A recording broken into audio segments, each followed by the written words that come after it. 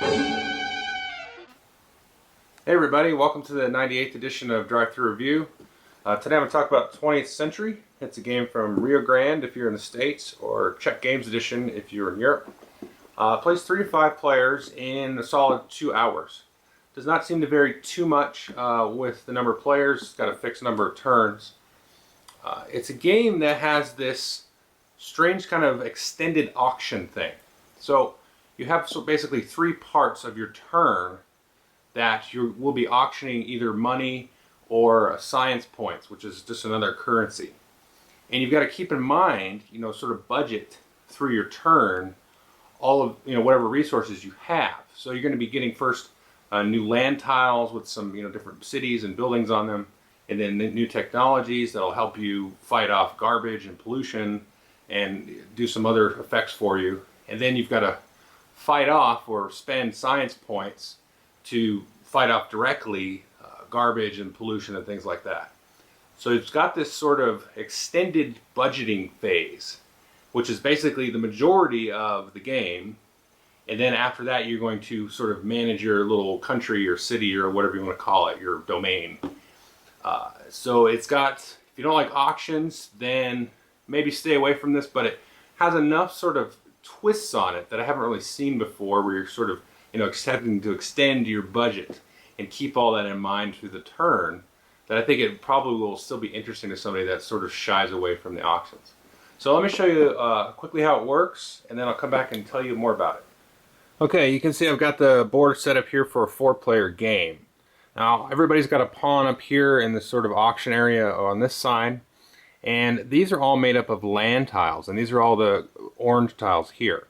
So you can see in the first 2 rounds, we're going to pull from this stack. Rounds 3 and 4 will be this stack, and then the 5th round we'll pull from this stack, so they get progressively better. And then in the center area here are these technology tiles, which you can see here. And again, they're broken out 1, 2, 3, 4, and 5. Now there's 6 rounds in the game. There's basically 5 sort of main rounds, and then sort of a bonus 6th round where you do some management and some more, production of resources, and then a final scoring. Now you'll randomly decide who's going to go first, and then he'll be here in this little hole there. So the blue player is going to go first. He's going to select a tile to auction off. Now you can see the minimum amount that you have to bid is going to change from round to round. Rounds 1 and 2 is going to be $2, and then $3. And so he'll select a tile and say maybe you pick this one, you put it down here, and he'll have to bid at least $3. So we'll go around, somebody will win the tile.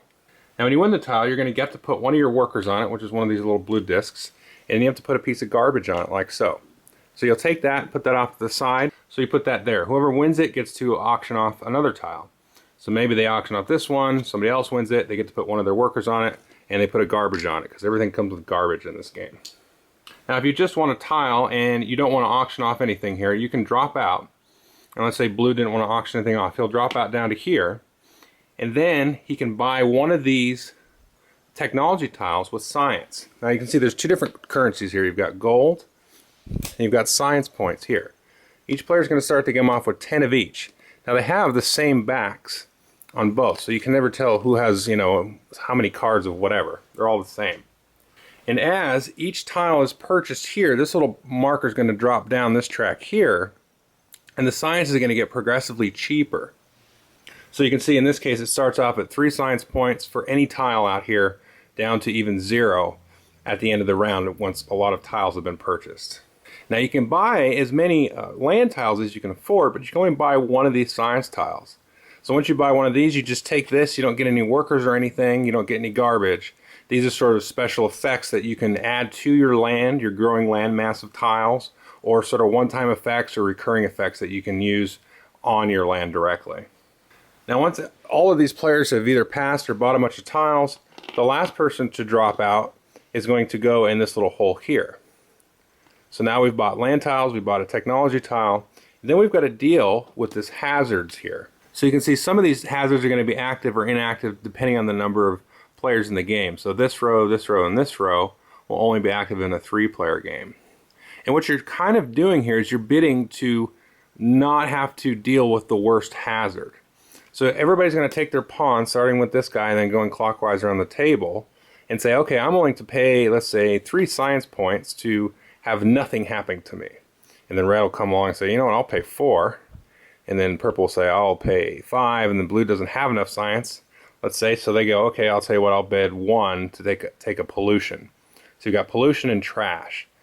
So now you're going to keep going around the table until everybody is in their own little column here. So let's say it maybe works out like so. In a 4-player game, nobody would be in this column, so let's say there. So that means purple doesn't have to pay any science, but he's going to take a pollution damage and 2 garbage that he's got to add to his tableau of tiles. Everybody else is going to pay the science and then take whatever, penalty. And in this case, red will pay 4 and nothing will happen to him, but he paid the most science. And then after that's done, everybody's going to take all those tiles that they've purchased and then add them to their tableau. Now you can see there's basically 5 rounds here. You're going to move this guy down, and there's scoring rounds in rounds 2, 4, and then in round 6. Now these are variable. They're roughly the same. They kind of benefit what you should be doing anyway. But they're different every game, and that keeps it nice, so it's not like there's a direct path every single time. So if you do the 5th round, this 6th round, there won't be any purchasing of anything. You won't have to deal with any of these cards, which I should say are also somewhat randomized. You can see they get worse as the game goes on. And then you'll end the game. So let's take a look at what the players will be managing with their tableau, their country, their city, and all the resources and things like that. So each player is going to have this little player board in front of them. It's going to tell them how much gold, how much science, and how much victory points they're going to generate every single turn. Now each player has an identical tile that starts off with 3 cities on it, and it has 1 city that provides 1 gold and 1 science, 1 city that provides 2 gold and 1 science, and 1 city that lets them recycle garbage, basically remove it from their display. And each player will have to put their workers on these 2 cities to start the game. So you can see I've got 3 gold going to generate at the end of the turn right now, and 2 science, and I don't have any victory point markers. If I had a worker on this city, for example, I would generate 2 victory points and 2 science every turn. In addition, players have a pollution marker here that starts off in the middle. So as you get more and more pollution, possibly it's going to drop down. You're not going to score as well in the scoring rounds, and at the end of the game you're going to get, like, let's say -10 points, or if you're doing really well, you could get 19-point bonus. Like I said, they'll have a hand of science and gold. And then these workers that are off to the side. Now remember when I said you purchase a land tile, you get a worker on it and you get a garbage. Now, you don't actually attach this to your display here until after the round is over. So now what I can do is let me figure out how I want to orient this. Now you can orient it however you want as long as it's flush, adjacent. But the roads don't have to run into other roads, and these are actually railroad tracks. So there's no like Carcassonne thing going on here. You just put them however you want. Now you do want them to connect because it helps you transfer workers and garbage and things like that. So maybe I'll connect this like that. I'll put this guy in that city because he's the only one, and then I will have the garbage on there. So now you can see I'm generating a little bit more science, so I'll move my science marker up 3 spaces. So I'll get 5 science at the end of this turn plus 3 coins. And then maybe I have a tile like this. Now you can see here it's got a pollution marker on it. So anytime you get a tile that has a pollution marker, sometimes they have a little trash barrel for the garbage. You've got to immediately take that. So if I bought that tile, I'd have to drop my pollution marker down. Or if I had a garbage pail, I'd have to take a garbage. And then that garbage that I take from one of these technologies, I can put on any tile. Now the lands that you buy have to come with a garbage on it. Now what these ones do, these are a little special here. They look like a land tile, but they're not. Basically what they mean is if you connect them to a city that already is producing the type of good that you can see here, in the case gold, it could be science, it could be victory points, it's going to increase any of those by 1. So this city here will actually produce 3 gold because it's the first city connected on the railroad going that direction. If I had another city over there that in that city already produced gold, then I would get another bonus gold there. So these are nice, kind of like industry, things like that also cause pollution. So when I go to generate all of the points or gold or science or whatever, I can also recycle this garbage. Now to do that, I need a guy in a city that has a recycling center. So in this case, I could recycle this garbage that I just got and get rid of it. You may also recycle garbage from an adjacent tile that is connected by railroad. So if for some reason I had a garbage here, then I can move this over here 1 space only and then recycle it. You can only recycle 1 garbage per activated recycling city. Now you can see even on the starting city, I've got 3 cities but only 2 workers. Now there are other tiles that will give you workers, other technology tiles that will give you a new worker that you could put on a city somewhere. But you've also got tiles like this with the railroad, and if you with the train. If you get the train, then once per turn during this production phase, this attachment phase, you can move one of your workers one city space, across a link. So I can move him there to there. That's that would be my one train move. So I can move him there. Then I would lose this science and the gold I was producing, but then I could recycle the garbage. Now, why should you worry about all these things? Pollution, garbage, and science, and gold. Well, just as an example, to show you what you're going to score at the end of the game, let me just run through that. So whoever has the most gold in hand, that means the gold cards, is going to get 8 points. Second most is 5. And then you're going to check science as well. You get 8 and 5. And then you're going to look at all of the land tiles that you have. Any land tile that you have that does not have garbage is going to either score you 2, 3, or 4 points at the end of the game. Now that's determined by where your pollution marker is. If your pollution marker is down here somewhere, you're only going to get 2 points for each clean tile. But if it's up here, you're going to get 4. Also, if you have any land tiles with 1 garbage marker on them, it's going to be worth 0 points at the end of the game. That's no good. Then, if you have any of these land tiles that have more than 1, you're going to get -5 points for each of those garbage tokens, which obviously is horrible. And then again, at the very end of the game, you're going to get however many points, positive or negative, depending where exactly your pollution marker is.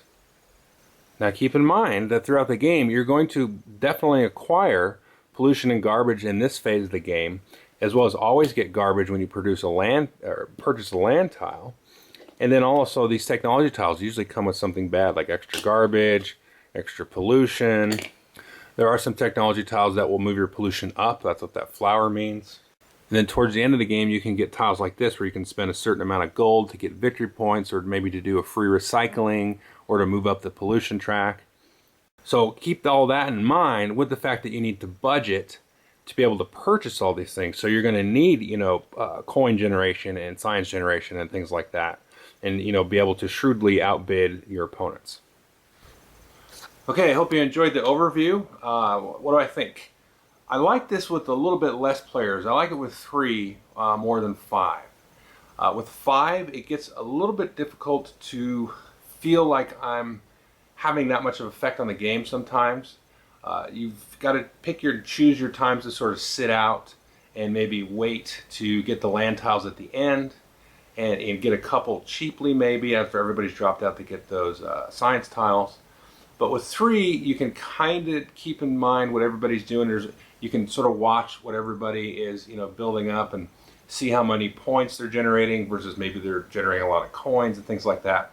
With 5, it's really hard to sort of keep track of everything, and it gets a little bit sort of mind-numbing for me. Now, it doesn't not work with 5. It works perfectly fine. It's just more of a personal preference. I really like how there's that tension in that first step of, okay, there's some really nice land tiles that I need that are going to give me maybe a lot of points on every turn, or some nice places with maybe 1 or 2 recycling plants because my land's getting really dirty. But you've got to weigh that against dropping out and getting one of those science tiles early before somebody else. Now, if you wait a little bit, they're going to be cheaper, but the good one's probably going to be gone.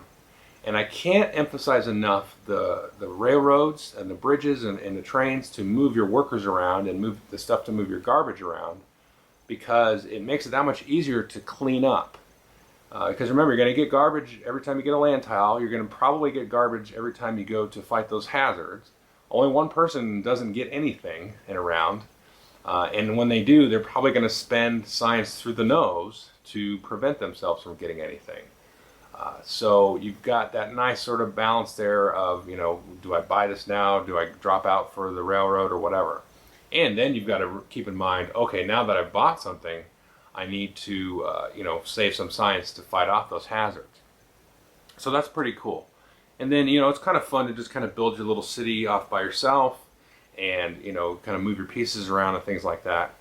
Some people, they didn't really like how everybody's moving around, and maybe it was easy to cheat, but I don't know. If you play with cheaters, then don't play with them, I guess. But I think it's kind of fun to, you get in there and you kind of you go in to grab everything, and then you kind of get your little civilization going, and that I really like that aspect. It just kind of feels cool.